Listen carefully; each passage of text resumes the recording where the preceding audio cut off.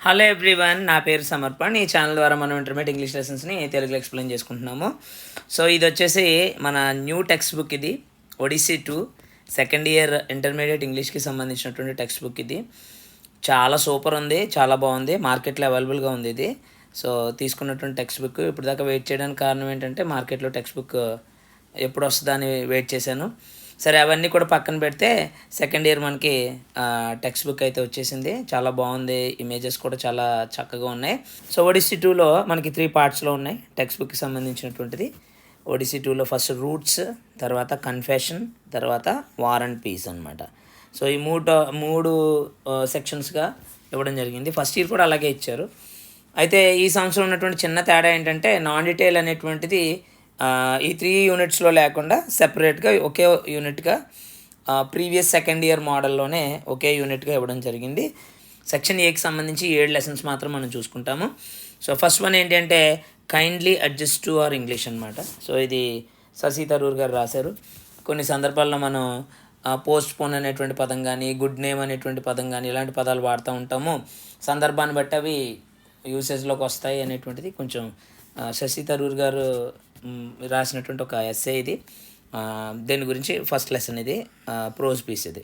అలాగే ఈ యూనిట్ 1లో ఉన్నటువంటి పోయిటరీ ఏంటంటే once upon a time. Gabriel Okara రాస్తారు. ఒకప్పుడు ఎలా ఉండేవారు, ఆప్యాయతలు ఎలా ఉండేటువంటివి, మనస్ఫూర్తిగా ఎలా ఉండేటువంటి వారు, ఇప్పుడు ఎదరొకలాగా వెనకాల ఒకలా ఎలా ఉంటున్నారు, అలాగే ఒక్కొక్క చోట ఒక్కొక్క ఫేస్ని మార్చుకుని బతకాల్సినటువంటి పరిస్థితి ఏంటనేటువంటిది వన్స్ అపాన్ ఎ టైం తెలియజేస్తుంది. అలాగే ఇంకా యూనిట్ 2కి వచ్చేసరికి కన్ఫెషన్స్ పార్ట్లో I'm sorry the 3 hardest words to say. So ఇది రాసినటువంటిది డెస్మాండ్ టుటు. సారీ యొక్క ప్రాధాన్యత, అలాగే చాలా పెద్ద లెసన్, చాలా మంచి లెసన్ ఇది. డీప్ మీనింగ్ ఉన్నటువంటిది, ప్రస్తుత జనరేషన్కి చాలా ఇంపార్టెంట్ అయినటువంటి లెసన్ ఇది. ఇది I'm sorry the 3 hardest words to say. అలాగే my occasion, irrespective of the situations. నీ పరిస్థితి ఏమైనా అవ్వచ్చు, అది ఫినాన్షియల్గా ట్రబుల్స్ ఉండొచ్చు, లేకపోతే ఎదటి వాళ్ళు నిన్ను హ్యూమిలియేట్ చేయొచ్చు నీ కండిషన్స్ని బట్టి. ఏదేమైనా కానీ, ఏ పరిస్థితి అయినా కానీ నువ్వు దాన్ని నీ పని వైపు మళ్ళించుకోవాలి, నీ పనిలోనే నిమగ్నమై ఉండాలి అని తెలిపేటువంటి మంచి పోమ్ ఇది. సో దీన్ని ఈ యొక్క ఫ్రెంచ్ రైటర్ ఒక బెరాంజర్ అనేటువంటి ఆయన రాస్తారు. మన women poet, Indian women poet Toru దత్కర్ దాన్ని ఇంగ్లీష్లోకి ట్రాన్స్లేట్ చేస్తారు. చాలా మంచి పోమ్ ఇది. అలాగే నెక్స్ట్ థర్డ్ యూనిట్కి వచ్చేసరికి I have a dream. Martin Luther king junior అనేటువంటి ఆయన సో ఉన్నటువంటి ఈ యొక్క వర్ణ వివక్షత, యుఎస్లో ఉన్నటువంటి ఆ యొక్క వైట్స్కి బ్లాక్స్కి మధ్య ఉన్నటువంటి ఆ యొక్క ట్రబుల్ని ఎంతో ఇబ్బంది పడ్డారు. దాని నుంచి విడుదల కోసం ఒక పెద్ద గ్యాదరింగ్ జరుగుతుంది. ఆ గ్యాదరింగ్ దగ్గర మార్టిన్ లూథర్ కింగ్ జూనియర్ గారు మాట్లాడినటువంటి ఆ యొక్క ప్రసంగమే ఈ యొక్క లెసన్ యొక్క సారాంశం. చాలా అద్భుతమైనటువంటిది. అలాగే హిరోషిమా టైల్, నిజం హెక్మెట్ అనేటువంటి ఆయన రాస్తారు. యుద్ధంలో ప్రస్తుతానికి బాగా రెలవెంట్ ఇది. యుద్ధంలో అమాయకుల యొక్క ప్రాణాలు ఎలా పోతున్నాయి. ఒక చిన్న పాప, ఆ చిన్న పాప ఎంత ఇబ్బంది పడింది. చనిపోయిన తర్వాత ఆ అమ్మాయి చెప్తుంది అనమాట తనకు ఉండేటువంటి బాధ అనేటువంటిది. యుద్ధం యొక్క ప్రభావం ఏ విధంగా ఉంటుంది ఒక దేశం మీద, అమాయకమైనటువంటి చిన్నపిల్లల మీద ఆ ప్రభావం ఎలా ఉంటుంది, అమాయక ప్రజల జీవితాలని ఏ విధంగా కుటుంబాలని విచ్ఛిన్నం చేసేసి నాశనం చేస్తుంది అనేటువంటి దాని గురించి ఈ యొక్క హిరోషిమా చైల్డ్ అనేటువంటిది డీల్ చేస్తుంది. అక్కడికి మనకి ప్రోజ్ అండ్ పోయిటరీ ఫినిష్ అయిపోతుంది. నాన్ డీటెయిల్కి సంబంధించి నంబర్ 1 నావెల్, సూపర్ సస్పెన్స్ ఉంటుంది, చాలా యాక్షన్ థ్రిల్లర్లా ఉంటుంది అనమాట. హౌండ్ ఆఫ్ ది బాస్కర్ విలేస్ అనేటువంటిది ఆర్థర్ కానన్ డాయల్ అనేటువంటి ఆయన రాస్తారు. చాలా మంచి సెలక్షన్ ఇది, చాలా మంచి నావెల్. దీంట్లో 1 2 3 4 5 6 7 8 9 ఓకే 9 అనేది లేదులేండి, రీడింగ్ కంప్రహెన్షనే దీనికి సంబంధించినటువంటి 8 చాప్టర్స్ ఉన్నాయి. 8 చాప్టర్స్లో కూడా ఒక హత్య జరుగుతుంది. ఆ కుటుంబంలోకి ఎవరు వచ్చినా కానీ చచ్చిపోతూ ఉంటారు. ఆ ఆస్తిని స్వాధీనం చేసుకోవాలని ఎవరు వచ్చినా కానీ వాళ్ళు చచ్చిపోతూ ఉంటారు. ఆ హత్యలు ఎందుకు జరుగుతున్నాయి, నిజంగా దయ్యం ఉందా, నిజంగానే దయ్యం ఉందా, దయ్యం ఉంటే జరిగేటువంటి పరిస్థితులు ఏంటి, ఒకవేళ దయ్యం కాకపోతే ఎవరైనా ప్లాన్ చేసి చంపేస్తున్నారా, ఇవన్నీ చాలా బాగుంటుంది. మీరు చదివితే అద్భుతంగా అవుతుంది. దీనికి సంబంధించినటువంటి ప్రతి యూనిట్కి సంబంధించిన డీటెయిల్ వీడియో నేను అప్లోడ్ చేస్తాను, ఇమేజెస్ రూపంలో కానీ లేకపోతే ఇలా లెసన్ కానీ. సో మీరు కమెంట్ చేయండి, ఎలాగ వీడియోస్ లాగా కావాలా, లేకపోతే యానిమేటెడ్ వీడియోస్ లాగా కావాలా, లేకపోతే ఎక్స్ప్లెయిన్ చేస్తే ఈ విధంగా ఇలా చెప్పేస్తే సరిపోద్ది అనేటువంటిది కమెంట్ చేయండి. నేను దాన్ని బట్టి రెస్పాండ్ అయ్యి వీటన్నిటిని కూడా రికార్డ్ చేస్తాను. సో అక్కడికి మనకి థియరీ పార్ట్ పూర్తయిపోతుంది. సెక్షన్ ఏకి సంబంధించి 40 మార్కులు దీని నుంచే వస్తాయి. ఇంకా నెక్స్ట్ ఒకవేళ అవసరమైతే స్క్రీన్ షాట్ తీసుకోండి. టెక్స్ట్ బుక్ కొనుక్కుంటారు ఎలాగ మీరు, ఒకవేళ ఇంకా ఎవరైనా టెక్స్ట్ బుక్ కొనుక్కోలేకపోతే స్క్రీన్ షాట్ తీసుకోండి. This is the final syllabus. And then next వచ్చేసరికి స్టడీ అండ్ కమ్యూనికేషన్ స్కిల్స్కి సంబంధించినటువంటిది conversation practice. So dialogue writing first ఇయర్లో మనం డాష్ని ఫిల్ చేసాం కదా. ఇప్పుడు ఎలా అంటే సొంతంగానే డైలాగ్ని కన్స్ట్రక్ట్ చేయాల్సి ఉంటుంది. దానికి సంబంధించినటువంటి వివరాలు అందరూ నేర్చుకుంటాము. ఇక లెటర్ రైటింగ్, ఈ లెటర్ రైటింగ్లో కొత్తగా యాడ్ చేసింది ఏంటంటే పర్సనల్ లెటర్, అలాగే అఫీషియల్ లెటర్. ఇవి మాత్రమే కాకుండా ఈమెయిల్ రైటింగ్ అనేటువంటి దాన్ని కూడా యాడ్ చేయడం జరిగింది. ఎలా రాయాలి, ఏ ఏ పార్ట్లు ఎక్కడ ఉంటాయి, ఏ విధంగా సెండ్ చేయాలి అనేటువంటివి చాలా డీటెయిల్డ్గా ఇచ్చారు దాంట్లో. And then next cloze test అంటే ఫస్ట్ ఇయర్లో గ్రామర్ పాయింట్స్లో మనం టెన్సెస్ కానీ ఆర్టికల్స్, ప్రిపోజిషన్స్, అలాగే యాడ్జెక్టివ్కి సంబంధించినటువంటివి డిఫరెంట్ టైప్స్ ఆఫ్ థింగ్స్ నేర్చుకున్నాం. అయితే వీటిని ఒక పారాగ్రాఫ్ దాంట్లో డాష్ ఇచ్చి ఒక 3 ఆప్షన్స్ ఇచ్చి వాటిని ఎక్కడ ఏ పదాలు పెట్టాలనేటువంటిది, అది కూడా చాలా సింపుల్ టాపిక్ అది. దాన్ని కూడా మనం దీంట్లోనే నేర్చుకుంటాము, క్లోజ్ టెస్ట్లో నేర్చుకుంటాం. అలాగే సెకండ్ ఇయర్లో మ్యాక్సిమం ప్రతి టాపిక్కి కూడా 5 మార్క్సే ఉన్నాయి. ప్రతి టాపిక్ కూడా 5 మార్క్సే ఉన్నాయి. సో అది మోడల్ పేపర్ ఇంకా మాకు బోర్డు నుంచి మోడల్ పేపర్ వస్తే దాన్ని నేను మళ్ళీ రికార్డ్ చేసి వెంటనే అప్లోడ్ చేస్తాను. ప్రస్తుతానికి మోడల్ పేపర్ నాకు ఈ టెక్స్ట్ బుక్లో అవైలబుల్గా లేదు కాబట్టి నేను చేయలేను.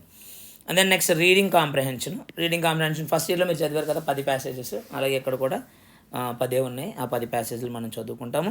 అలాగే ఆ 10తో పాటు మనకి నాన్ డీటెయిల్కి సంబంధించి ఈ యొక్క 10 ప్యాసేజీలు కూడా ఉంటాయి. ఈ 10 నుంచి 5 మార్క్స్ వస్తాయి, అలాగే ఈ 10 నుంచి 5 మార్క్స్ వస్తాయి. అంతే, మోడల్ పేపర్ వచ్చినప్పుడు మనం డీటెయిల్గా మాట్లాడుకుందాం. అలాగే interpretation of non verbal information, చాలా సింపుల్ టాపిక్ ఇది. ఫస్ట్ ఇయర్లో మీరు డేటాని తీసుకుని డయాగ్రామ్గా ఎలా కన్వర్ట్ చేయాలో నేర్చుకున్నారు కదా. ఇప్పుడు వాళ్ళు డేటా ఇస్తారు, దాన్ని ఇంటర్ప్రెట్ చేయాలి. అంటే ఒక్కొక్క ఇచ్చినటువంటి డేటా ఒక పై డయాగ్రామ్ ఇచ్చారనుకోండి, దాని కింద ఒక 5 క్వశ్చన్స్ ఇస్తారు. ఆ 5 క్వశ్చన్స్కి ఆన్సర్స్ ఆ ఇచ్చినటువంటి పారాగ్రాఫ్లోనే, ఆ ఇచ్చినటువంటి ఆ డేటాలోనే ఉంటాయి, అంటే ఇమేజ్లోనే ఉంటాయి. అది పై చార్ట్ కానీ, ఫ్లో చార్ట్ కానీ, డిఫరెంట్ టైప్స్ ఆఫ్ థింగ్స్. ఈ టాపిక్లో different types of things include చేయడం జరిగింది.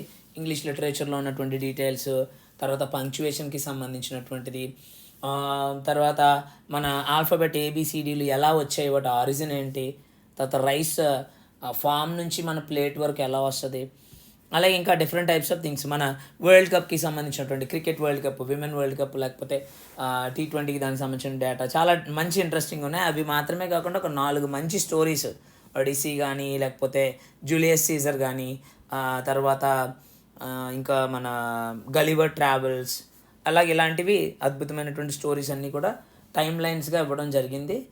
అండ్ దెన్ అలాగే ట్రాఫిక్ సింబల్స్ కూడా దీంట్లో ఇవ్వడం జరిగింది. మంచి టాపిక్, దీని నుంచి కూడా మనకి 5 మార్క్సే వస్తాయి. ఏ టాపిక్ అయినా 5 మార్క్సే ఉంటుంది. ఇంకా న్యూగా వొకాబులరీ ప్లేస్లో 1 word substitutions, idioms and phrases number 1 చాలా చక్కగా ఉపయోగపడుతుంది మీకు కాంపిటేటివ్ ఎగ్జామ్స్కి కానీ, మీకు డిగ్రీలోకి వెళ్ళేటప్పుడు కానీ, దేనికైనా సరే. కాంపిటేటివ్ ఎగ్జామ్స్లో అయితే ఇవి లేకుండా ఏ క్వశ్చన్ ఉండదు. చాలా అద్భుతంగా డిజైన్ చేశారు టెక్స్ట్ బుక్ ఇది. సో దీన్ని మీరు మేక్ యూజ్ ఆఫ్ ఇట్.